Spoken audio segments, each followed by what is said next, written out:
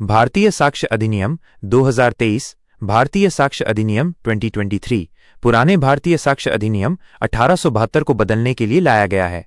इसमें डिजिटल और इलेक्ट्रॉनिक साक्ष्यों को विशेष महत्व दिया गया है। आपने धारा 56, 57, 58 और 59 के बारे में विस्तार से एक एक करके समझते हैं।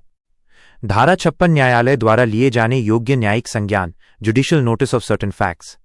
न्यायालय कुछ तथ्यों का स्वतः संज्ञान लेता है, उनके लिए साक्ष्य प्रस्तुत करने की आवश्यकता नहीं होती। जैसे 1. भारत का क्षेत्रफल, सीमाएं, राजधानी आदि। 2. संसद के अधिनियम, सरकारी अधिसूचनाएं। 3. न्यायालयों की आधिकारिक मोहरें और हस्ताक्षर। 4. सामान्य कैलेंडर, पंचांग, भूगोल, ऐतिहासिक तथ्य।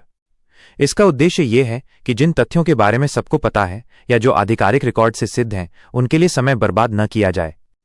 धारा 57 स्वीकृत तथ्यों का साक्ष्य से प्रमाणन आवश्यक नहीं, facts admitted need not be proved. यदि कोई पक्ष, प्लेंटिफ डिफेंडेंट, किसी तथ्य को लिखित या मौखिक रूप से स्वीकार कर लेता है तो उसे सिद्ध करने के लिए अलग से साक्ष्य देने की आवश्यकता नहीं होती।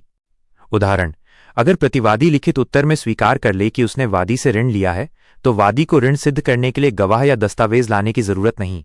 धारा 58 न्यायिक स्वीकारोक्ति, जुडिशियल एडमिशंस। न्यायालय में या न्यायालय की कार्यवाही में जो स्वीकारोक्ति की जाती है वो बाध्यकारी होती है। यदि कोई पक्ष अपने बयान, लिखित या मौखिक में कोई तथ्य स्वीकार कर ले तो वो प्रमाण के रूप में पर्याप्त होता है, लेकिन न्यायालय चाहे तो किसी तथ्य को और स्पष्ट करने हेतु अतिरिक्त प्रमाण भी मांग सकता है। इसका उद्देश्य कार्यवाही को सरल और तेज बनाना है। धारा 59 मौखिक साक्ष्य, ओरल एविडेंस। इस धारा में यह स्पष्ट किया गया है कि मौखिक साक्ष्य केवल उन्हीं तथ्यों का हो सकता है जो गवाह ने स्वयं देखे, सुने या अनुभव किए हों। गवाह को व्यक्तिगत जानकारी, डायरेक्ट नॉलेज होनी चाहिए। अनुमान, अफवाह या किसी और से सुनी सुनाई बातें, हियरसे एविडेंस, आमतौर पर स्वीकार्य नहीं। अपवाद, इलेक्ट्रॉनिक रिकॉर्ड या दस्तावेज के मामले में मौखिक साक्ष्य के बजाय दस्तावेजी या इलेक्ट्रॉनिक सबूत को अधिक महत्व दिया जाएगा। संक्षेप में, धारा 56 कुछ तथ्यों का न्यायालय स्वतः संज्ञान लेगा, उन्हें सिद्ध करने की आवश्यकता नहीं। धारा 57 यदि कोई तथ्य स्वीकार कर लिया गया है तो साक्ष्य देने की आवश्यकता नहीं। धारा 58 न्यायिक स्वीकारोक्ति साक्ष्य के बराबर होती है।